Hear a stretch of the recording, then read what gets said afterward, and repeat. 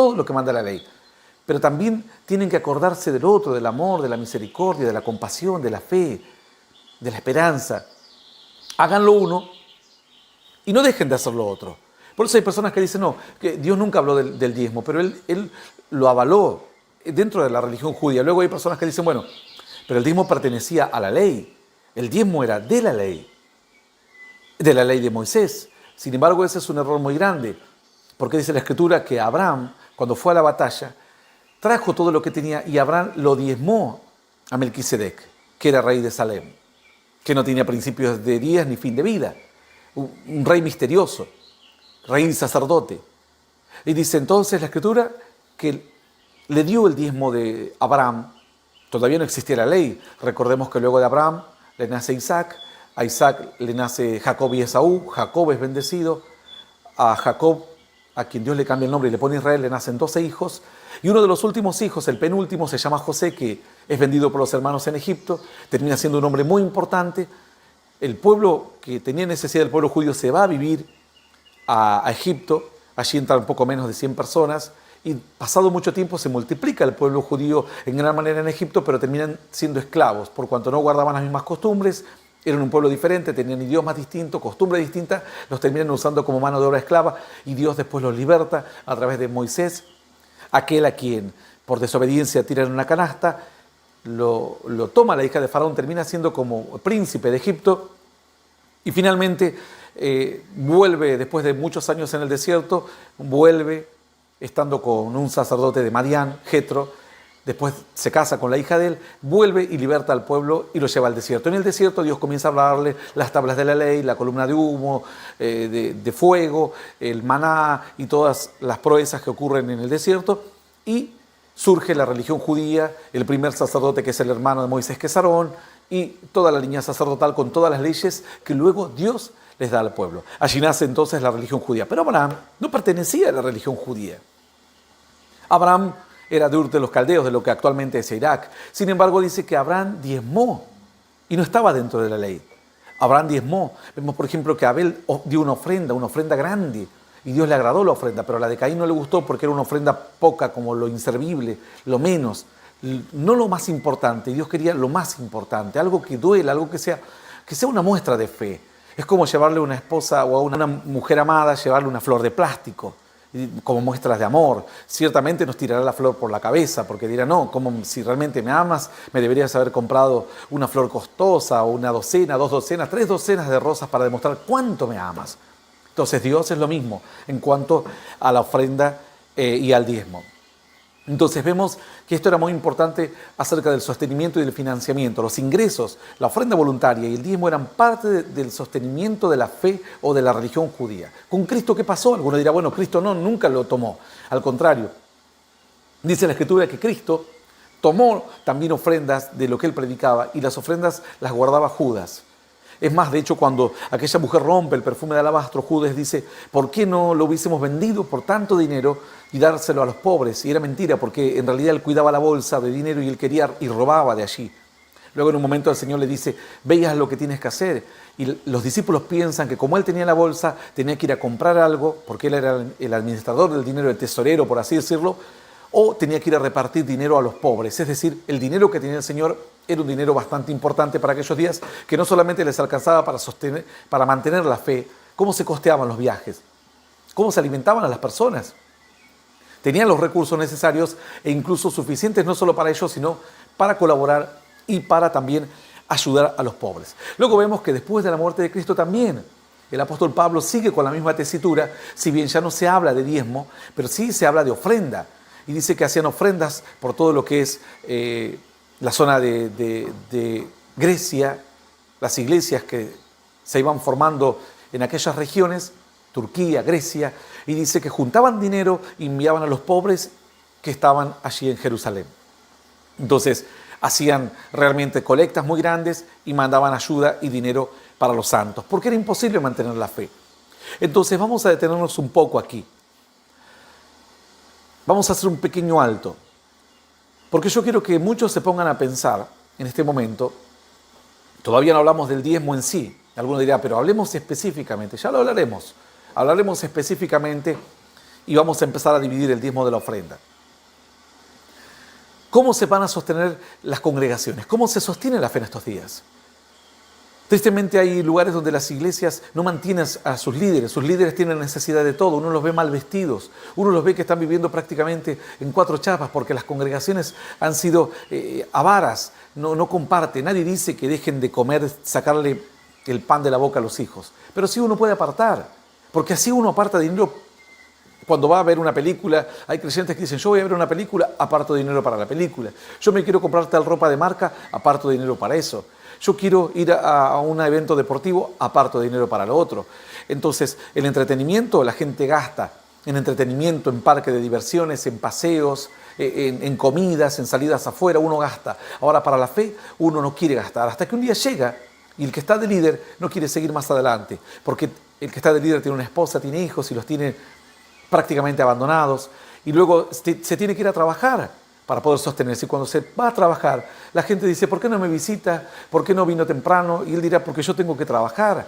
No me dieron permiso en el trabajo. Hoy no pude asistir a la reunión, le pedí a alguien que esté. Entonces la gente dice, no, ¿por qué no viene un líder de verdad?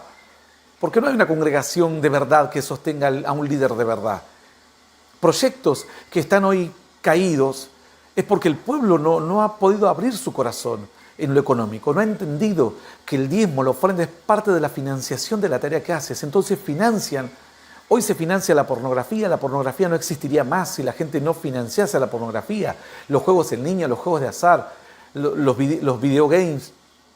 Si nadie comprase, esa industria se caería por completo, pero hay gente que sigue aportando, incluso creyentes que aportan algunas de estas industrias de entretenimiento que son fuertes, totalmente fuertes. Pero las iglesias cada día están más debilitadas.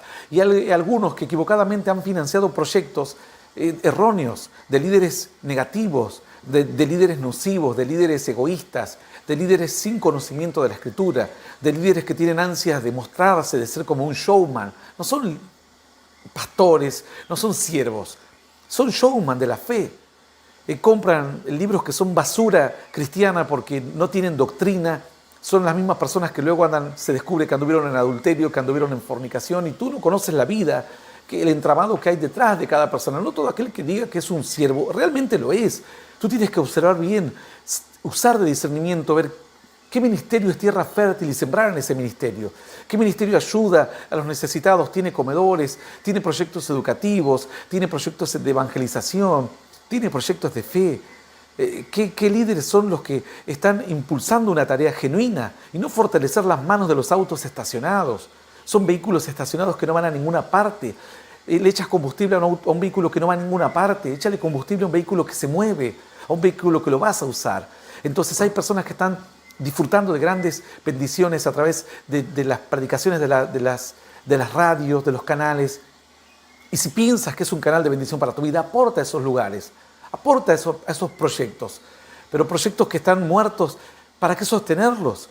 No tiene sentido. Entonces, ahora, hay gente que dice, yo como veo en mi congregación que no hace nada, no quiero ofrendar, no quiero dar nada. Pero esa no es una excusa, tú tienes que dar, porque es una actitud de fe. Ahora, si dices, en el lugar donde estoy no hacen nada, entonces búscate otro lugar, aporta a otro lugar. Pero no puedes poner como una excusa esta situación porque la ofrenda, el diezmo es una actitud realmente de fe. Vamos a ver, por ejemplo, que uno de los primeros que menciona la Escritura es Abel. Abel sabemos que una de las cualidades es que dio lo mejor. Set dice que con Set los hombres comenzaron a invocar a Dios cuando nace su hijo Enós. Invocar a Dios significa que otra vez los hombres se volvieron a Dios. En esto hay un error doctrinal que algunos lo interpretan como que los hombres se pusieron nombres de Dios, se empezaron a poner nombres de deidades. Pero es una interpretación errónea, algún día lo charlaremos más profundamente. Luego dice la Escritura que Noé cuando se baja del arca, lo primero que hace hace sacrificios y holocaustos a Dios, lo cual significaba animales que ya no los iba a tener más para su ganado, los sacrifica para Dios. Abraham, por supuesto, era un hombre que hacía holocausto y sacrificio constantemente y da el diezmo incluso a Melquisedec. Jacob, dice que cuando se va Jacob tampoco pertenece a la ley. Algunos dicen el diezmo es de la ley. Jacob no es de la ley. Jacob no está en la ley. Vamos a reiterarlo rápidamente. Abraham, Isaac, Jacob, José, todos los hermanos de José, e incluso Moisés, no están dentro de la ley. Estos hombres fueron llamados fuera de la ley. Fuera de la ley. Luego con ellos Moisés es el que recibe la ley. Y de ahí para adelante comienza la ley. De ahí para atrás no hay ley. Es otra ley, es una ley espiritual. Es una ley de la fe, es una ley del pre-Antiguo Testamento. Que un día analizaremos cuáles son las leyes del Antiguo Testamento, las leyes del pre-Antiguo Testamento, las leyes del Nuevo Testamento y del post-Nuevo Testamento o de la Gran Tribulación.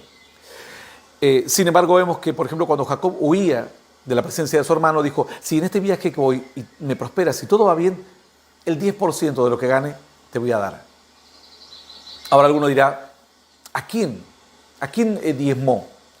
Bueno, es muy difícil poder responder esta pregunta. Yo lo puse como un desafío, pero realmente es muy difícil. Sí hay algunas pistas que tenemos que tener en cuenta, y es que algunas personas piensan que el nombre de Dios aparece en el Antiguo Testamento con Moisés, y volvemos al mismo error, y vuelvo a recalcarlo, no cometan ese error, porque todas las doctrinas se van a quedar truncas y todo su aprendizaje y su enseñanza queda trunco cuando piensan que la historia de Dios nace en el Antiguo Testamento con la ley de Moisés. Eso es un error muy grande. Algunos dicen, pero Dios le dijo a Moisés cuál era su nombre. No, el nombre de Dios dice que aparece allá con Set. Ahí aparece el nombre de Yahvé, de Jehová, con Set. Miren las generaciones y generaciones que vamos retrocediendo hacia atrás. O sea, es inconmensurable la cantidad de tiempo atrás. Entonces, la gente ya tenía una relación con Dios. El pueblo judío es solamente una pequeña etapa en todo el gran plan de Dios. Vamos a hablar en algún momento de esto que es del judaizar. En un tiempo vino a nuestro país la idea de judaizar. Toda la gente quería ser judíos, andaban con el cuerno, por poco usaban el kipá. Esto es una locura. Eso nunca Dios enseñó algo por el estilo. El pueblo judío es una pequeña etapa en un gran plan de Dios. Yo no sé por qué hay gente, si bien es un pueblo escogido, es un pueblo bendecido. Dios dijo, a los que bendigan los bendeciré, a los que te maldigan los maldeciré. Pero no debemos olvidarnos que es solamente una pequeña etapa dentro del plan de Dios. Nada más. Solo eso. Yo no entiendo por qué hay gente que quiere ser judío. Yo, si hoy me ofreciesen ser judío, no quiero ser judío. Estoy conforme con la fe que tengo, estoy feliz con la fe que tengo. Pero hay gente que darían cualquier cosa por ser judíos. Este es un error muy grave, que se ha creado como una moda en los últimos años, queriendo como judaizar la fe cristiana. Vemos entonces que el error también que se comete es creer que el diezmo aparece en el Antiguo Testamento o en la ley. Jacob no pertenecía a la ley y sin embargo dijo, de todo lo que tenga diezmaré. Ahora, ¿quién diezmó? Bueno, podemos tener una pista. Por ejemplo, ¿a quién diezmó Abraham? Dice que Abraham diezmó a Melquisedec, que era un sacerdote de Dios. Ahora alguno dirá, ¿cómo puede ser un sacerdote de Dios si el sacerdocio comenzó con Aarón? No, el sacerdocio judío comenzó con Aarón. Pero el sacerdocio de Dios va más allá. Los ministros que hoy ministramos la palabra de Dios, no somos ministros judíos, no somos ministros de la ley. Yo no pertenezco a la ley, no pertenezco a la ley de Moisés, pertenezco a un sacerdocio de Dios, que va más allá. Jesús, dice la Escritura, es sacerdote no de la ley, porque cuando Jesús muere el velo del templo se rasgó de arriba abajo. Es decir, ya no había forma de entrar y ofrecer esa comunión que se ofrecía en el lugar santísimo, porque se rompió el velo. Ya estaba esa forma de fe queda quebrada. Y ahora Jesús pasa a ser un sacerdote según el orden de Melquisedec, es decir, según el orden de un sacerdocio real, no por ser hijo de e hijo de. Y este es un error que muchos líderes y pastores también cometen, que algún día voy a tratar este tema, acerca de los hijos de pastores que parece que tienen que estar obligados a ser pastores. Este es un error terrible. Tú puedes preparar a tus hijos, pero la elección es de Dios. Yo a lo largo de estos años he preparado a mis hijos para que guarden sus testimonios, vivan en fe, se capaciten, estudien, estén recibidos con un buen testimonio, sirven a Dios desde los 5 o 6 años y aún sirven. Pero yo jamás les voy a decir, tú tienes que ser un líder como tu padre, porque eso no está en mí hacerlo. Eso sería mi voluntad. Tiene que ser Dios. Esto no es un sacerdocio de generación como el sacerdocio judío. No cometas ese error, siervo de Dios. Será un terrible error. Vamos a continuar entonces. El indicio lo tenemos con que Abraham diezmó a Melquisedec. Melquisedec era un sacerdote. Vemos, por ejemplo, que Jetro era un sacerdote de Madián. No sabemos qué clase de sacerdote era, ni de qué Dios era. Sin embargo, vemos que Abraham escuchó su consejo cuando le dijo, tú no puedes hacer solo esta tarea de atender al pueblo desde la mañana hasta la tarde. porque el pueblo venía con quejas. Y deberías poner personas con testimonio, que aborrezcan la avaricia, que juzguen las cosas pequeñas y tú juzgas las cosas mayores. Y él lo hizo, le tuvo respeto y lo valoró como una voz importante. Es decir, si él hubiese creído que era un sacerdote de un dios pagano, no tendría por qué obedecerle. En todo caso, si le hubiese obedecido, estaría obedeciendo a un sacerdote de un dios pagano. Y esa historia jamás se hubiese contado. Entonces, yo especulo, un pensamiento mío, que este varón tiene que haber sido un sacerdote de Dios, un sacerdote que buscaba a ese Dios. Porque en la antigüedad también había personas que, no nos olvidemos que cuando el apóstol Pablo entró, iba caminando por Grecia, dice que empezaba a ver todos los dioses habidos y por haber. Y de repente vio el Dios de la guerra, el Dios del amor, el Dios de la fertilidad, el Dios de la esperanza y demás. Y de repente vio un lugar, una esfinge como una estatua que decía al Dios no conocido. Entonces el apóstol Pablo dijo, a ese Dios no conocido que vosotros adoráis sin saber, ese es el que yo les vengo a predicar.